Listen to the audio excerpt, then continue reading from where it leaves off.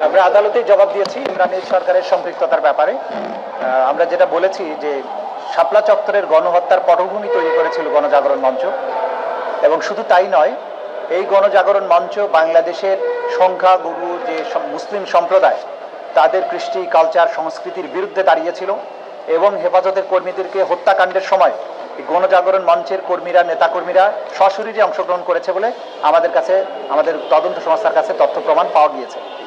এর বাইরে ইমরানের সরকার গণজাগরণ মঞ্চের মুখপাত্র হিসাবে সে নিজে সরকারের যে সমস্ত ঊর্ধ্বতন কর্তৃপক্ষ, প্রাইম মিনিস্টার থেকে শুরু করে স্বরাষ্ট্রমন্ত্রী, র্যাবের প্রধান এবং পুলিশের কর্মকর্তাদের সাথে বিভিন্ন সময় বৈঠক করে এই শাপলা চত্বরে যে পরিচালিত অভিযান ছিল সেটির পরিকল্পনায়ও তিনি অংশগ্রহণ করেছিলেন।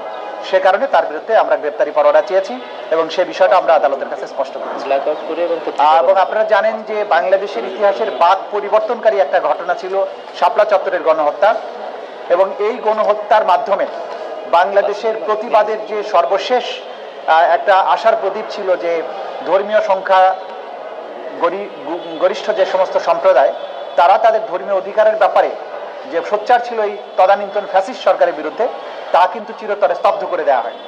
এবং যাদেরকে হত্যা করা হয় তারা অধিকাংশই ছিল মাদ্রাসার ছাত্র এবং ইয়েতিম, শিশু, কিশোর, কোরআনের হাফেজ, এই ধরনের মানুষ। এবং পরবর্তীতে তাদের সংখ্যা নিরূপণের ব্যাপারেও কিন্তু তাদেরকে কবর দেওয়া হয়েছে অজ্ঞাতনামা কবরে, তাদের সংখ্যা নিরূপণ করতে দেওয়া হয় নাই। তাদের পরিবার বর্গের কাছে গিয়ে চাপ সৃষ্টি করা হয়েছে যাতে তারা প্রকাশ না করেন যে তাদের সন্তানেরা এখানে মারা গিয়েছেন কিনা। এবং অধিকারের মতো একটা মানবাধিকার সংগঠন যারা এই সংখ্যাটা প্রকাশ করেছিল, এইটার দায়ে অধিকারের প্রধান নির্বাহী আদিলুর রহমান খানকে কারারুদ্ধ করা, তাকে সাজাও দেওয়া হয়েছিল। এই জাতীয় নির্যাতন এগুলো করা হয়েছিল সেই সময়। এটা বাংলাদেশের ইতিহাসের অন্যতম আলোচিত মানবাধিকার লঙ্ঘন এবং মানবতা বিরোধী অপরাধ। সে কারণে ট্রাইব্যুনাল অনেক পর্যালোচনার পরে এটাকে মানবতা বিরোধী অপরাধ হিসেবে চিহ্নিত করে এটাকে তদন্তের অধীনে নিয়ে এসেছে এবং এটার বিচারের ব্যাপারে পদক্ষেপ গ্রহণ তারা করবে, এটা আমাদের পক্ষ থেকে সিদ্ধান্ত। আসলে নিহত হয়েছিলেন সেই বিষয়টা আমাদের তদন্ত সংস্থা বের করবেন, কারণ ইতিপূর্বে কারো পক্ষ থেকে সুনির্দিষ্ট সেইভাবে সংখ্যা আমাদের কাছে যা এসছে এগুলো তদন্ত সংস্থা যাচাই বাছাই করে দেখছে। সুতরাং আমরা আজকেই বলতে পারছি না টোটাল কত লোক সেদিন নিহত হয়েছিলেন। তদন্ত শেষে যখন রিপোর্ট আমরা দেব সেদিন আমরা বলে দেব আসলে কত লোক সেদিন নিহত হয়েছিলেন।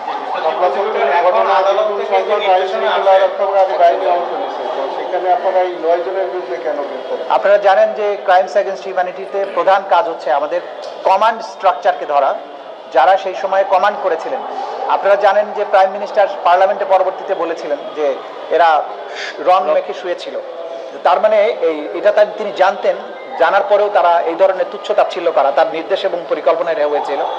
স্বরাষ্ট্রমন্ত্রী, স্বরাষ্ট্র প্রতিমন্ত্রী, আইজিপি, র্যাবের প্রধান, এডিজি অফ, পুলিশের ঊর্ধ্বতন কর্মকর্তারা তারা প্ল্যান করে এটা করেছিলেন। হাজার হাজার সদস্য অংশ নিয়েছে সঠিক, কিন্তু মানবতা বিরোধী অপরাধের বিচার করার জন্য আমাদের লাগবে কমান্ড স্ট্রাকচার। কারা নির্দেশ দিয়েছিল, কারা বাস্তবে ফিল্ডে থেকে কমান্ড করে এই কার্যটা করেছিল। সেই কারণে প্রথমে আমরা টপ কমান্ডারদেরকে বিচারের মুখোমুখি করতে চাই। সে কারণেই টপ কমান্ডারদের বিরুদ্ধেই আজকে গ্রেপ্তারি পরোয়ানা চাওয়া হয়েছে এবং সেটাই জারি হয়েছে আজকে। আপনারা এখন অনেক তথ্য ডিসক্লোজ করেন না যাতে করে যারা গ্রেপ্তারি পরোয়ানাভুক্ত আসামিরা গা ঢাকা না দিতে পারে, কিন্তু আমরা এরপরও খবর পাচ্ছি অনেক অভিযোগ আসছে শহীদ পরিবারের দিক থেকে গ্রেপ্তারি পরোয়ানা হয়ে যাওয়ার পরের দিনই তারা স্টেশন থেকে সটকে পড়েন। এটা আসলে লিক হচ্ছে কোন পর্যায়ে থেকে, আপনাদের ধারণা কি? এটা আমাদের পক্ষে ধারণা করে কথা বলা উচিত হবে না। এটা কোনো না কোনো জায়গা থেকে, যখন এখান থেকে গ্রেপ্তারি পরোয়ানা তো অনেক জায়গা হয়ে জারির পর্যায় পর্যন্ত যেতে অনেকগুলো স্টেপ পার হতে হয়, কোনো একটা জায়গা থেকে নিশ্চয়ই হয়। সেই ব্যাপারে আমরা নিজেরা তদন্ত করছি, খোঁজখবর রাখছি, চেষ্টা করছি এটাকে রোধ করার জন্য। সেই ব্যাপারে আইন শৃঙ্খলা রক্ষাকারী বাহিনীর ভূমিকাকে প্রাধান্য দিতে হবে, কারণ এটা রোধ করার ব্যাপারে তাদের ভূমিকাটা অন্যতম প্রধান। এই ব্যাপারে তাদের দৃষ্টি আকর্ষণ আমরা করেছি এবং আমাদের পক্ষ থেকে যতটুকু করা সম্ভব নিশ্ছিদ্র করা সেটার কাজও আমরা করে যাচ্ছি, চেষ্টা করে যাচ্ছি।